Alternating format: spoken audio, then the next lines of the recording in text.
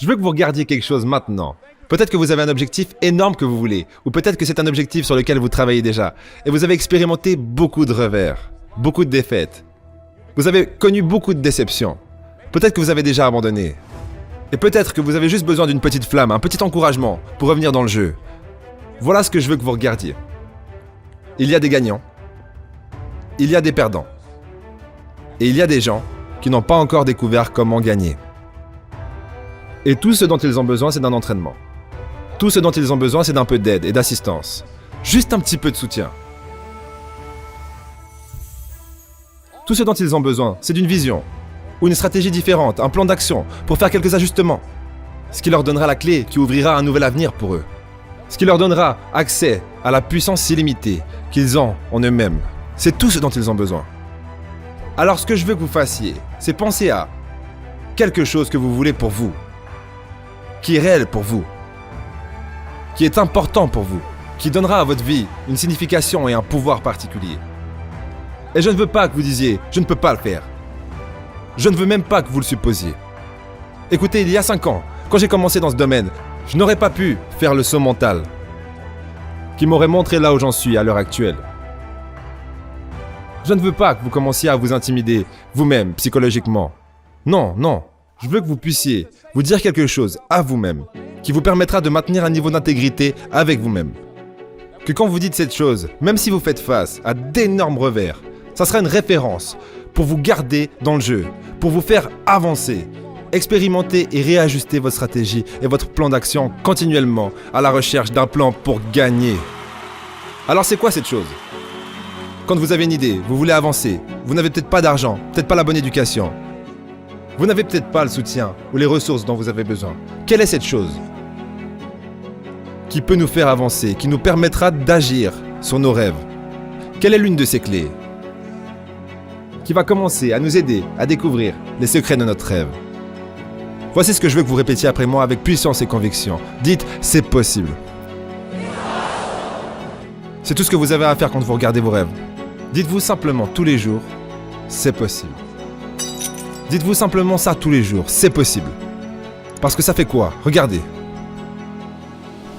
Ça va commencer à changer votre système de croyance. Vous voyez, la manière dont nous fonctionnons, mesdames et messieurs, c'est que nous manifestons ce que nous croyons possible pour nous. Quoi que vous ayez fait jusqu'à présent, la seule chose que c'est vraiment, c'est un doublon, c'est une reproduction de ce que vous croyez inconsciemment que vous méritez et de ce que vous croyez être possible pour votre vie. La plupart des gens opèrent depuis leur histoire personnelle, de leur mémoire, des choses qu'ils ont faites, des choses qu'ils ont vécues, des choses qu'ils ont vues, des choses qu'ils ont observées. Ce que je vous propose, c'est que vous opériez à partir d'une vision plus large que vous-même. J'aimerais que vous vous voyiez faire ce que vous voulez faire, vivre ce que vous voulez vivre, avoir ce que vous voulez avoir, faire ce qui donnera à votre vie un sens de valeur. Opérez depuis votre imagination, pas votre mémoire. Parce qu'à chaque fois que vous regarderez où vous voulez aller, je dois vous prévenir, vous aurez une conversation avec vous-même, après avoir parcouru les données que vous avez expérimentées dans votre vie, et vous vous direz que vous ne pouvez pas le faire. Et donc, ce que vous allez commencer à faire, c'est ignorer cette conversation intérieure. La plupart des gens, mesdames et messieurs, quand quelque chose leur arrive, ce qu'ils font, c'est qu'ils commencent à croire que c'est comme ça. C'est comme ça que ça a toujours été. Et ils ne voient pas la possibilité que ce soit différent. Exemple. Avant avril 1954. La croyance commune, la croyance universelle. Parce qu'ils ont essayé, encore et encore et encore, et ils n'y arrivaient pas. La croyance était que l'homme n'était pas physiquement capable de franchir la barrière des 4 minutes. Qu'il ne pouvait pas courir 1600 mètres en moins de 4 minutes. C'était la croyance sur la planète. Ça n'avait jamais été fait. Mais voilà ce qui s'est passé, mesdames et messieurs. Roger Bannister est arrivé. Et il a franchi la barrière des 4 minutes. Maintenant, voilà ce qui est important à ce sujet. Depuis cette époque, jusqu'à ce jour, plus de 20 000 personnes l'ont fait, y compris des gamins du lycée. Qu'est-ce qui a changé ? 20 000 personnes, mais qu'est-ce qui a changé ? Voilà ce qui s'est passé lorsqu'ils sont rentrés en piste. Ils savaient que ça avait déjà été fait. Et parce qu'ils savaient qu'on l'avait déjà fait, il y avait une nouvelle croyance à propos de cette barrière, à propos de cet objectif qui était inaccessible. Et ces 20 000 personnes se sont lancées dans la course, en croyant, en sachant dans leur cœur que quelqu'un l'avait déjà fait, que c'était possible, qu'ils pouvaient le faire. Je vous dis que si vous connaissez quelqu'un qui avait des objectifs, des rêves, quelque chose qu'il voulait faire, et qu'ils l'ont fait, alors je vous dis que vous le savez dans votre cœur, que si quelqu'un l'a fait, alors vous pouvez le faire, c'est possible. Et si quelqu'un peut faire de son rêve une réalité, alors c'est possible que vous puissiez faire de votre rêve une réalité.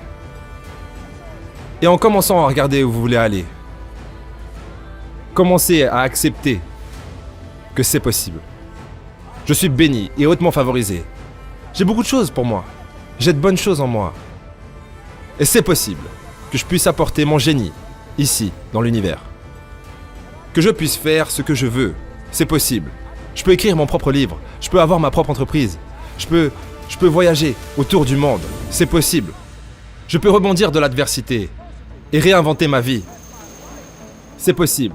Peu importe où j'en suis. Que les choses puissent s'améliorer pour moi.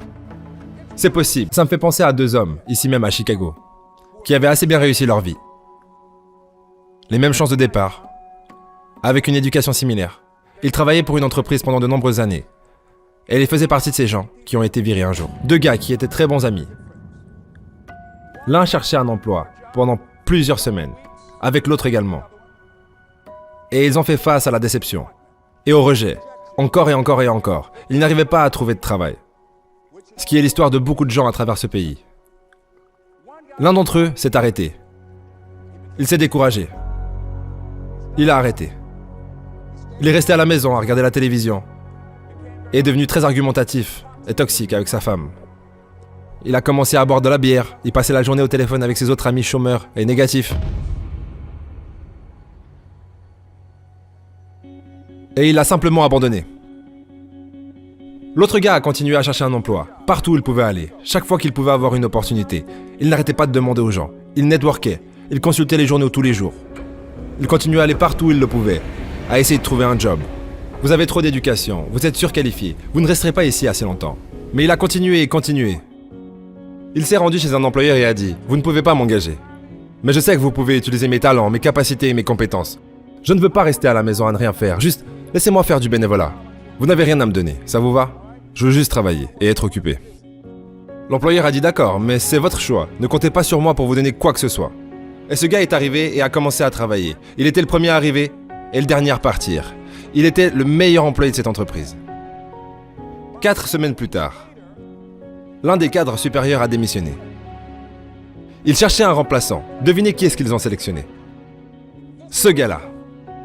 Cet homme qui faisait du bénévolat. Il a eu le job. Quelle était la différence entre les 2 hommes ? La vue de l'œil et la vue de l'esprit. La vue de l'œil, c'est jugé sur la base de ce que vous voyez. C'est jugé selon les apparences. Mais la vue de l'esprit, c'est comment vous interprétez ce que vous voyez. Le premier homme a dit « Ce n'est pas possible, c'est fini, je suis foutu. Je ne peux pas le faire. Je ne peux pas y arriver. » Il s'est rendu. J'ai fait face au rejet encore et encore. Je n'y vais plus. Il n'y a pas de job ici.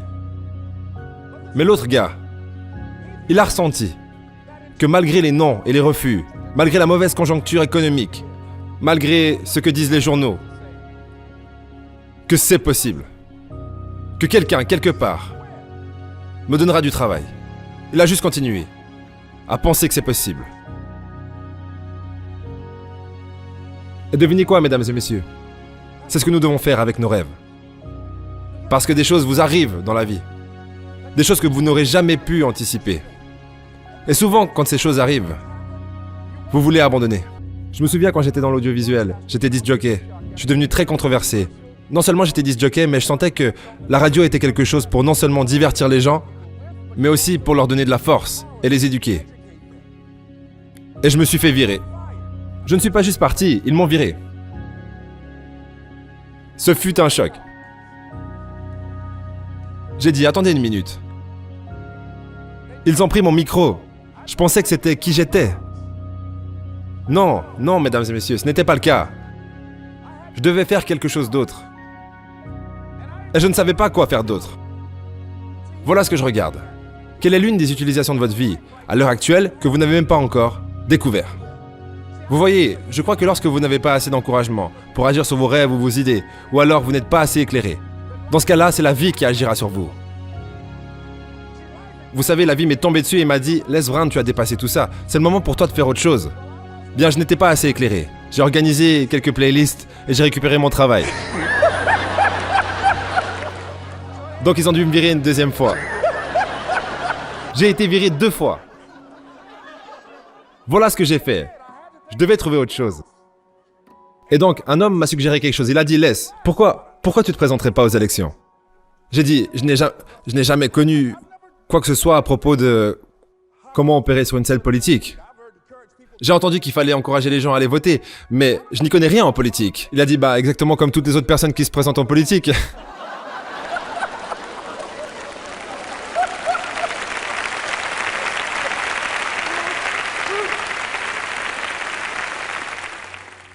Alors je me suis présenté, et voilà ce que je vous suggère. Vous devez faire ce que vous pouvez, là où vous êtes, avec ce que vous avez. Je n'avais pas d'argent. Je ne connaissais rien au processus politique. Je n'ai même pas eu de soutien. Mais voilà ce que cet homme m'a dit. C'est possible que tu puisses gagner. C'est tout ce que j'avais. Je me présentais contre un candidat approuvé. Le gars était au top. Il avait le soutien des journaux, de tous les dirigeants de la communauté. Et je défiais ce mec. J'avais un dicton quand j'étais à la radio. Tiens debout pour ce que tu crois, parce que tu peux tomber pour n'importe quoi. Et je faisais du porte-à-porte. J'avais mes enfants d'un côté de la route et j'étais de l'autre côté. Maintenant, je frappais aux portes. Bonjour, je m'appelle Les Brown. Dites à tout le monde que je suis toujours debout. Il saute son téléphone. Les Brown était devant ma porte aujourd'hui. Tu sais, le gars de la radio là, avec la grande gueule. Ouais, ils l'ont viré. Il dit qu'il se tient toujours debout. Vous voyez, je dis juste, continuez à avancer et arrêtez de vous apitoyer sur votre sort. Ne perdez pas de temps à blâmer et à parler de ce qui vous est arrivé. Quoi que vous disiez, c'est ce que vous multipliez et faites grandir dans votre expérience de vie. Donc ne parlez pas de ces choses à moins que vous vouliez que ça continue à se produire, ok? Donc...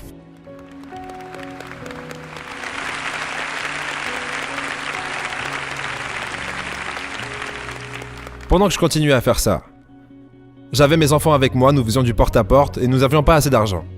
Finalement, nous nous sommes approchés de la date de l'élection et quelque chose s'est passé, ça m'a vraiment surpris. Il y avait des gars qui je pensais allaient soit me soutenir, soit rester en dehors de ça. Plusieurs leaders communautaires puissants. Ils se sont impliqués et ils ont soutenu mon adversaire. Je me sentais dévasté. Maintenant, c'est ce qui va vous arriver aussi. Lorsque vous travaillez sur votre rêve, des choses vont arriver. Et vous serez pris au dépourvu. Cela m'a tellement choqué. Ils n'avaient pas à faire ça. Tout ce qu'ils avaient à faire, c'est de rester en dehors de ça. Mais voilà qu'ils arrivent de nulle part pour jouer ce petit jeu-là. Maintenant, ça va arriver. Vous avez des gens qui croient que c'est leur affaire personnelle que de vous empêcher de vivre votre rêve, ok?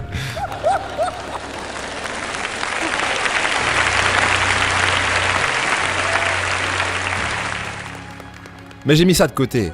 Si vous voulez que votre rêve se réalise, vous devez rester concentré. Certaines personnes préfèrent se venger plutôt qu'avancer, mais restez concentré sur l'endroit où vous voulez aller. J'ai juste continué à faire ce que je devais faire. Et donc, je suis allé à la station radio. Mon adversaire avait plus de 20 000 $. J'avais moins de 800 $. Alors que j'étais à la station radio, le gars là-bas m'a dit « Vous voulez faire une pub ?» J'ai dit « Oui ». Il a dit « Ça a plutôt intérêt d'être une bonne pub, parce que cet argent va pas aller loin ici. » Et j'étais assis là au milieu de la salle de contrôle, et je pensais. Et voilà ce qui se passe lorsque vous devenez calme. Les choses vont commencer à arriver. J'ai entendu. Appelle ta mère, tu parlais tout le temps de ta mère à l'antenne. Demande-lui de dire quelques mots pour toi. Ça fera un autre style de pub. Alors j'ai appelé ma mère. Et j'avais une musique gospel qui jouait en arrière-plan.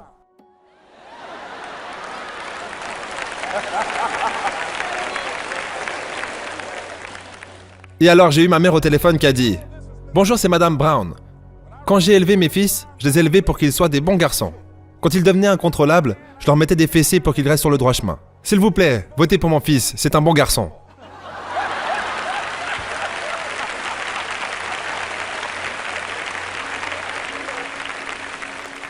Habituellement, dans ce genre d'élection, il y a peut-être 3 ou 4 000 personnes qui viennent voter au premier tour. Et pour ce premier tour d'élection, plus de 27 000 personnes sont sorties, ont voté et ont dit « Je vote pour Les Brown parce que sa maman a dit que c'était un bon garçon. » J'ai gagné, mesdames et messieurs. J'ai gagné!